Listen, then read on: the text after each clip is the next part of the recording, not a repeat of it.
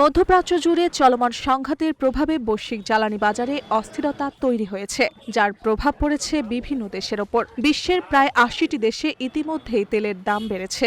বাংলাদেশের সরকার আনুষ্ঠানিকভাবে দাম না বাড়ালেও বিভিন্ন স্থানে বেশি দামে তেল বিক্রির অভিযোগ উঠেছে। এই পরিস্থিতির জন্য সিন্ডিকেটকে দায়ী করছেন জাতীয় নাগরিক পার্টি এনসিপির মুখ্য সমন্বয়ক নাসির উদ্দিন পাটোয়ারি। তিনি দাবি করেন, জ্বালানির দাম সরকার নয়, বরং একটি শক্তিশালী সিন্ডিকেট নিয়ন্ত্রণ করছে।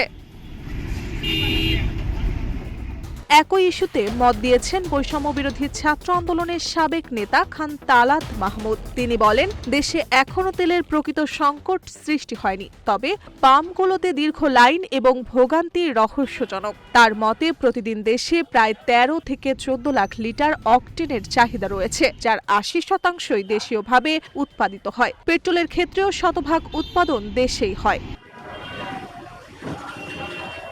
তথ্য অনুযায়ী দেশে প্রায় ৪০-৫০ দিনের জ্বালানি মজুদ রয়েছে, ফলে সরবরাহে বড় ধরনের ঘাটতির কথা নয়। এরপরও পাম্পে দীর্ঘ সারি ও কৃত্রিম সংকটের ইঙ্গিত মিলছে। বিশ্লেষকদের মতে, এ অবস্থার পেছনে অসাধু চক্র বা সিন্ডিকেট সক্রিয় থাকতে পারে, যারা বাজারে অস্থিরতা তৈরি করতে অতিরিক্ত মুনাফা অর্জনের চেষ্টা করছে। মার্জিয়া মৌ, রূপালী বাংলাদেশ।